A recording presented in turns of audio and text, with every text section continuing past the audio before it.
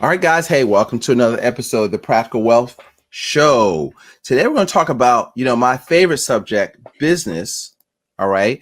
And getting control of your business. So I have my guest today is Jhana Li. And Jhana, I'm going to have her tell her story, but I'm going to tell it because I'm sure there's more detail than this, but she really specialized in operations, right? And so, Jhana, what I do is when I look at business, I break business down into three parts: before, during, and after, right? Mm-hmm. So before is marketing, attract, capture, nurture. Yep. During is doing the thing. Making the donuts, right? That's operations. Yeah. Okay. And then there's after. After could be operations too, but orchestrating referrals. And so to me, you've got to separate it out, look at and break it out and look at how can I get better at every sector. Right. Yes. Is because I think business is your best investment. So, one of the things John has told me she does is that by optimizing systems to make sure there's no leakages from the revenue you already have incoming, like to stop giving money away. Right. Yep. And so tell me what you tell the story, Ashley, of how you discovered operations 5 years ago, traveling in a converted van. Okay. Right. In North and South America. So let's start there. Okay. Tell them about yourself. Tell them what I didn't tell them. And let's get into that. And let's talk to people about how to keep more of what they make. Yeah. So, I mean, I'm sure this is the same for many people in your audience, Curtis, that I kind of fell into business, right? Like I didn't study it. I didn't expect to become kind of a business leader, but I was traveling in this van, living full time in this van with my, now ex-boyfriend who was building a company. He was building a digital marketing agency. And I got to see firsthand kind of the entrepreneur's experience because it was happening 2 feet across the table from me every single day in this van. And that is really where I got my kind of crash course because, you weigh in, you talk through problems together, you start to think about these things. And what was really interesting to me is that the things that I was kind of just intuitively perceiving in his business, the gaps that I was seeing were not the same things that he was seeing. He was seeing opportunities. He was seeing possibilities for new products and new offers. I was seeing, but like, what about this person who's about to quit? What about this, this gap in your system that's like costing you a lot of money, right? I didn't know what I was doing, but these things were intuitively clear to me. Right. And so through a series of odd events, I stepped into that business for what was supposed to be like 30 days filling in for someone, and ultimately became that company COO because once I really got in there, again, not knowing what I was doing, but just intuitively kind of following what made sense to me, I saw so much room for improvement. Like you just said, right? Like these are the gaps in the bucket and someone's got to close them. So I guess I'll take a stab at that. That really set me up to learn what operations is. It set me down a course that ended with me being an operations coach in a community that had 500 plus startup owners in it. And that was really the takeoff moment for me because I got to learn a lot, read a lot of books, work with a lot of mentors, test these things within 500 different businesses and get the data back from 500 different businesses around what works and what doesn't when it comes to true operational best practices and like effectively scaling a startup. And so that is all the data, all of the knowledge that I have now put into my current business, which is Spyglass Ops. And this is all that we do. We help digital entrepreneurs scale their businesses, scale themselves out of the day-to-day weeds of those businesses through operations. Okay. So am I digital? I'm trying to get out of the operation. I would say you and I are on a remote podcast recording, right? Right. So we're going to be consulting for Curtis, right? No, yeah, online based, I should say, product or service. Yes. So can you walk us through some of the common revenue leakages that occur in business and how how you address that kind of stuff? For start, I'm coming to you. Yes. Like Jhana, fix my life. Jhana, fix my business, right? So let me bring into alignment something you said earlier and kind of how I think about this, which is the before, during, and after, right? I like to use the metaphor of if your business is a bucket, sales and marketing is like the pipe that is flowing water into the bucket, right? And the goal is to increase the water line. That is growth. That is money coming into the business. At every stage of the process, before, during, and after, there are leaks, right? There's leaks in the pipe that is flowing water into the bucket. There's gaps and cracks and holes in that bucket that is leaking resources and money out as you're in the during stage.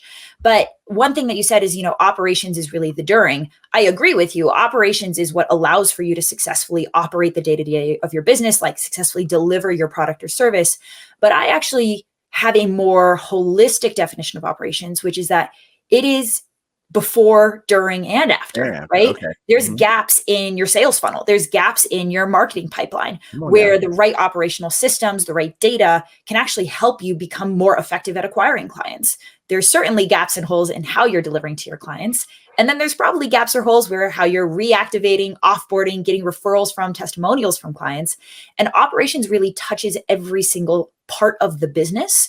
The way that operations, to kind of answer your question at a high level, and then we can get tactical, is the role of the operator, the unique genius of the operator, is to be looking at the pipe flowing water in, the bucket itself, and identifying those holes and gaps, and then designing solutions to close them. Very simply, that is how operations drives the money pipeline, because the fewer gaps there are, the smaller the leakage is, the more money that you as a CEO are working so hard to generate, the leads you're trying to generate, the sales you're trying to generate, those actually get to stay in the bucket because they aren't leaking out of the process.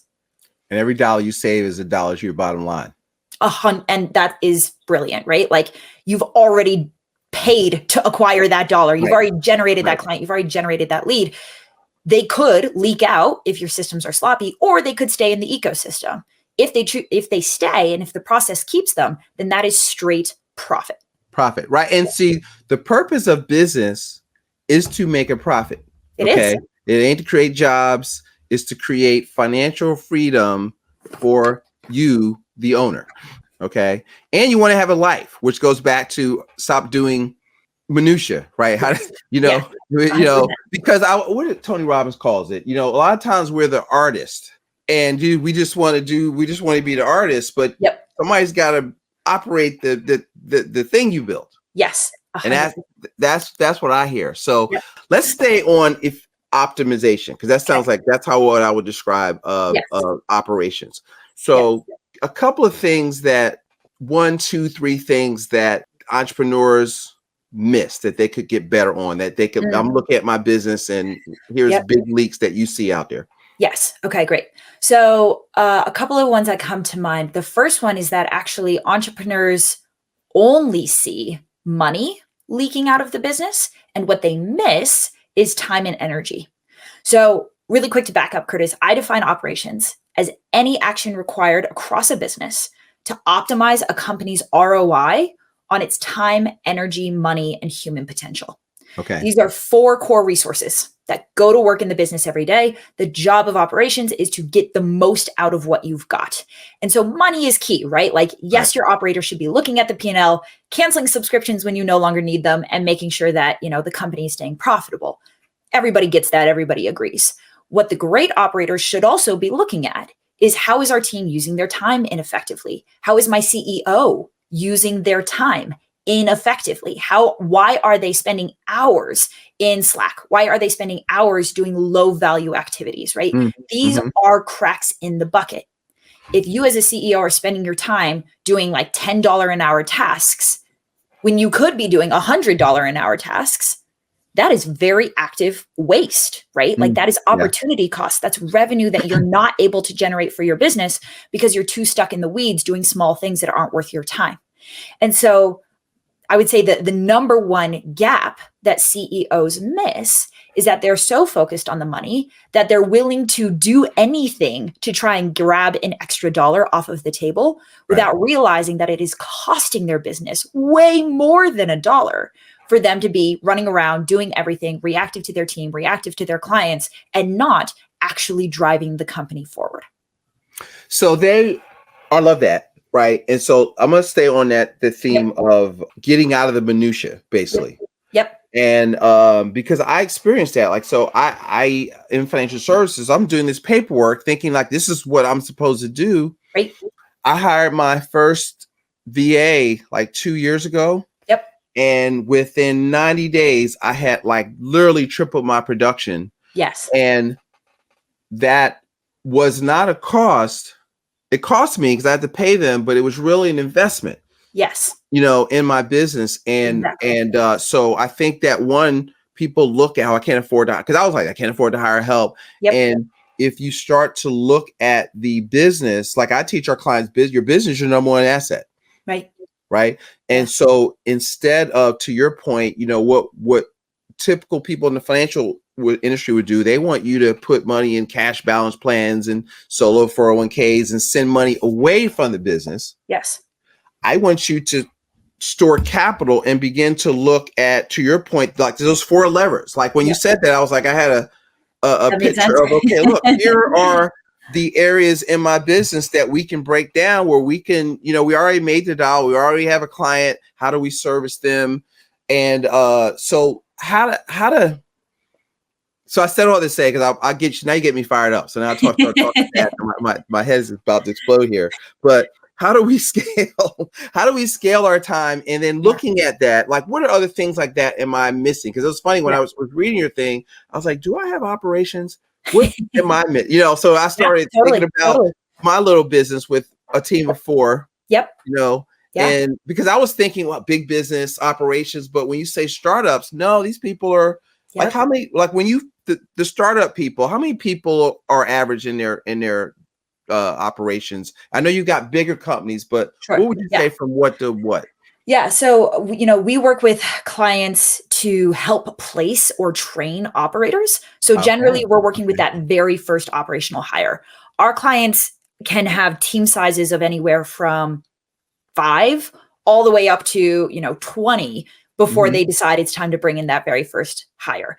I recommend closer to 5, right? Like I recommend that operations, you're getting probably pretty close, Curtis, in your business, where the amount of like complexity, again, the amount of leakage flowing out of the bucket through little inefficiencies in time and energy and money and human potential across your team of 4 is costing you enough that if you had a dedicated person with a dedicated lens around how do we just minimize all of this inefficiency, how do we close all of these gaps, the amount of water they would keep in the bucket, the amount of profit that they would bring to your bottom line is probably ROI positive compared to their salary, right?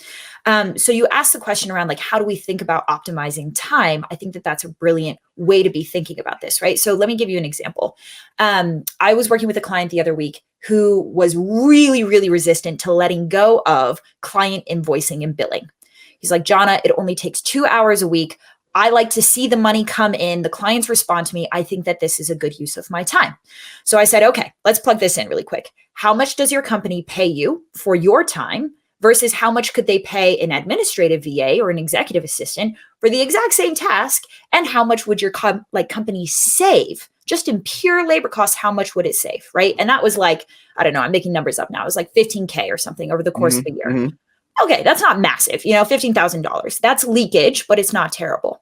Where it really hits the road is that we're talking about 2 hours a week, every single week for an entire year.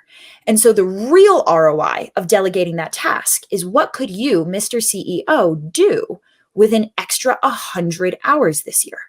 What marketing funnel would you build? What strategic partnership would you form? What ads would you launch? How many clients could you close? How much more growth would be brought into the business with 100 extra hours this year?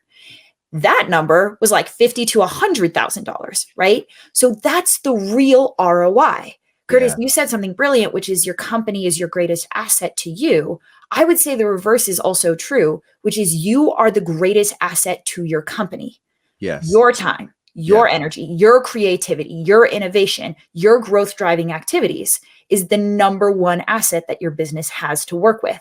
If you are eating up that asset, sending client invoices, answering client FAQs, answering the same team questions every day, then you are wasting, you're misinvesting that asset. It can't generate the amount of revenue that it could otherwise if it's being taken up and eaten up by all of this low value activity. Oh, that's so brilliant. I had a mentor say, if you want to make $1 million, that's like $500 an hour, right? So anything you touch that ain't worth $500 an hour, what are you doing? What are you doing? You're losing money, right? And so even on your personal lilife, cooking, washing cars, mowing the lawn. So I got my wife on board with this. Listen, there's many solutions to it, right? Like Right, for me, right, it's right. like anything mechanical. My Right. boyfriend is super mechanically oriented. He's brilliant at fixing cars. I'm not going to change my oil. That makes no Right. sense for me Right, to right. do, right? It makes Even way if more you sense for him could to do do. it, it doesn't make sense to do it, I'm right? capable of it. I had a mentor, Tom Hawkins said this one time. He said, listen, unless it's therapy, hire somebody. And I said, you done told that to the wrong person as lazy as I am, right? So now I love that. I work on I love making that. money just so I don't have to do, we got this guy, he's fixing Yeah. something at the house. Okay, Yeah. great. I'm going to a movie. I will give one more framework to your audience, because it's clear that you, and I imagine your audience, are very kind of like analytical, kind of numbers driven people, right? So if we're talking about assets and the language that we all speak and understand here, right? You're the highest asset to your business. Your business is your highest asset. Within your business, your time is also an asset, and it is specifically an appreciating asset. The things that you do when you're small, like sending client invoices, well, let's be honest. Like, what could you do with an hour of your time? What is the most amount of value you could drive with an hour of your time? With 1 hour, you could hop on a sales call. You could close a new client. Maybe that's a couple extra $1,000, let's say. Okay. Yeah. So your time, like, and the potential value and the potential output generated with an hour of your time is a couple $1,000s. Pretty good. But once you grow, once you scale, what could you do with an hour of your time? You could make a product improvement that increases your average lifetime value across 100 clients and brings an extra 100K into the business. You could form a strategic partnership that drives the next $1 million into your company. Your time, as your company grows, becomes more valuable. It is an appreciating asset. And so the things that used to make sense for you to do when your time was not worth that much, you have to be continuously reassessing that, because your time is becoming more and more valuable the bigger your business grows. The things that used to make sense no longer make sense, because it is costing your business money, because your time is now more valuable than it used to be. Does that make sense? It makes complete sense. It's funny because I have been thinking about this for about 6 months with me, because we've had growth, and it's like, all right, I am busy. My calendar is full. And then a mentor looked at my calendar and said, listen, you can't, I was reading 10X using 2X, and says, you can't grow with your time packed this tight. Right. Right. And, how do I, like the 10X thing is like, okay, it's not working 10 times more. It's get rid of 80% of what you're doing and focus on the top 20%. I haven't figured out how to do that yet, but I am thinking about it. And then I'm going, all right,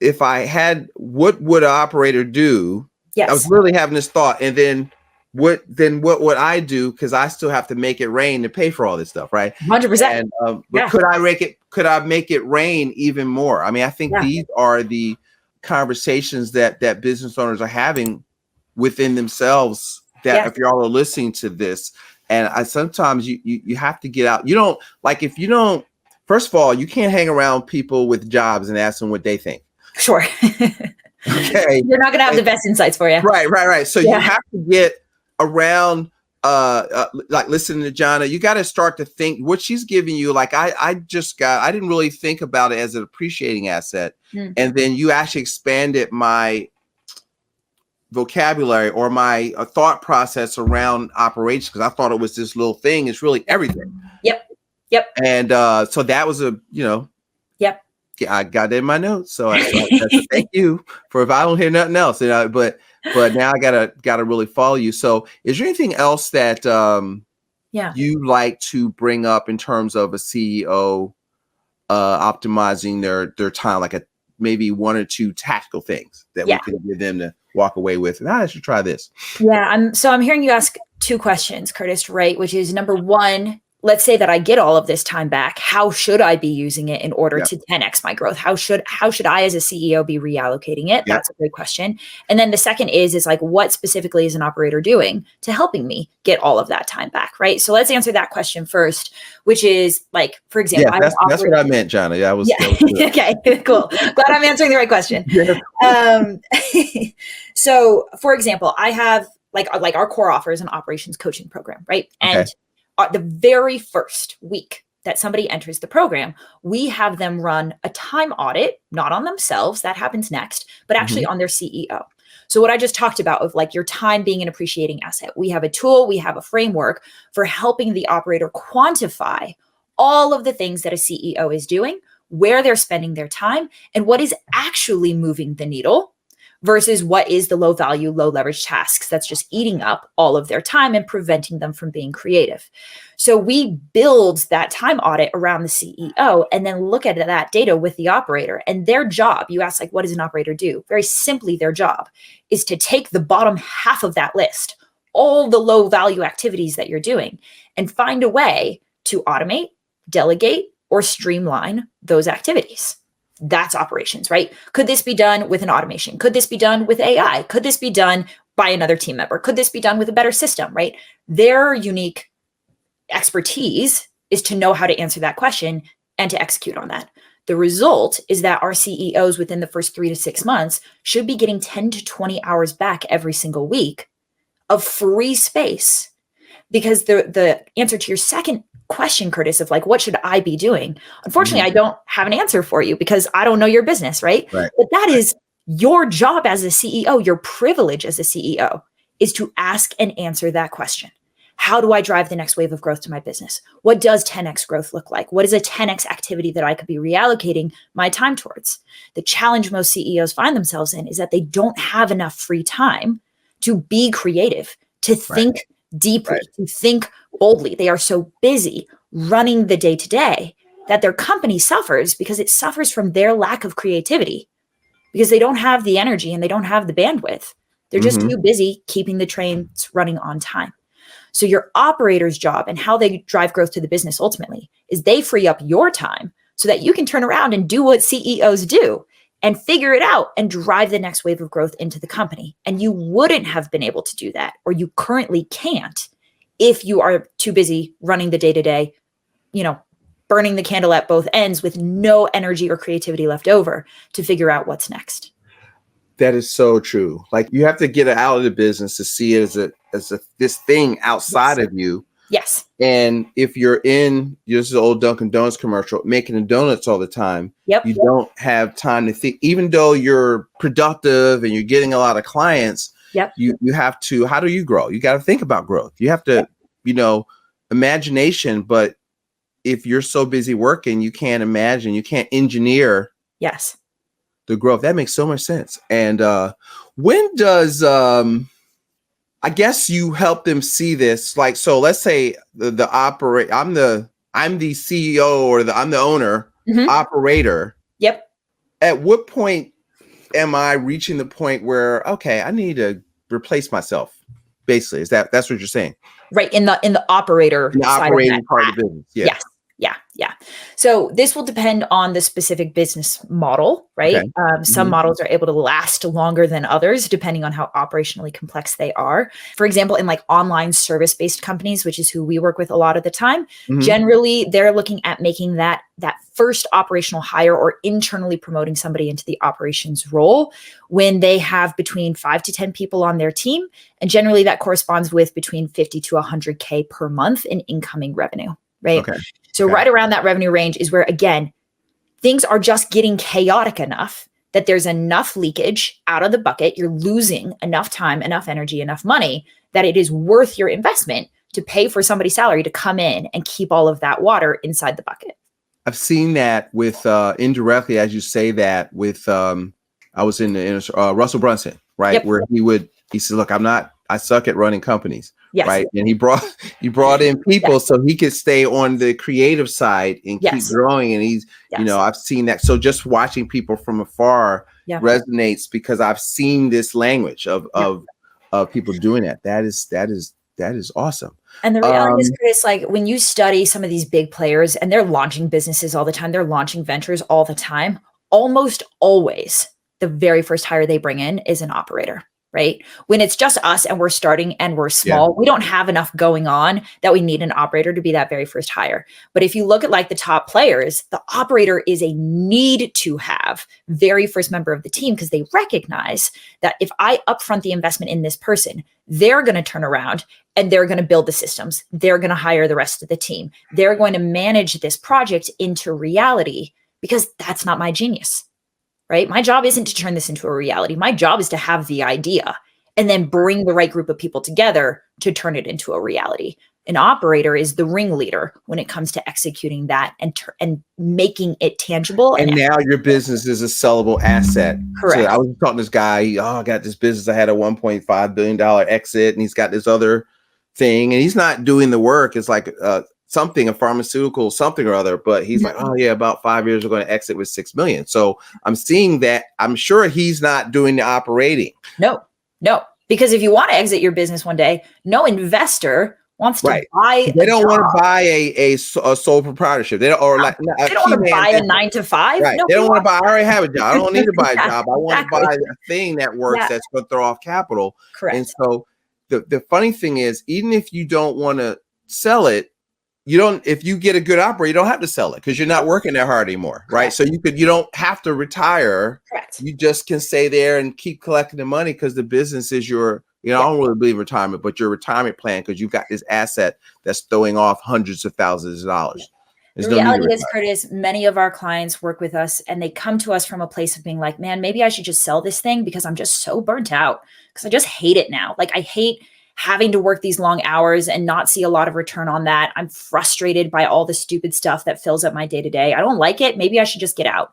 And the proposal that we give to them is, here's how operations could help you build a business that is sellable, but that you love so much that you don't want to sell it, right?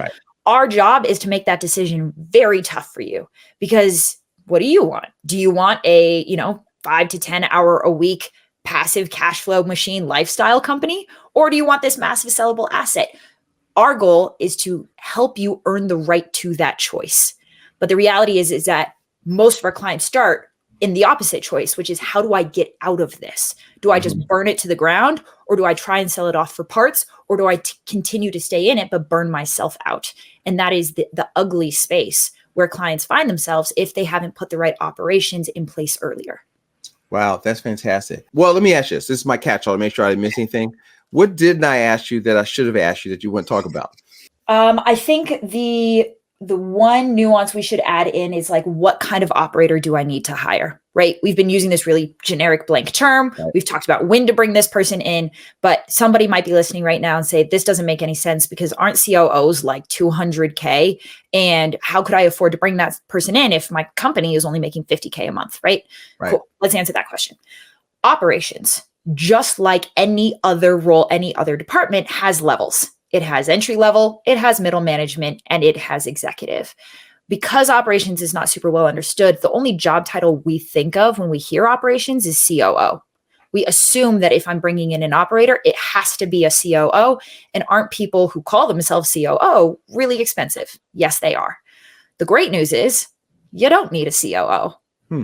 Probably nobody listening here needs a COO, right? If you're a small startup company, if you're doing less than or you're around 7 figures, you need an entry-level operator.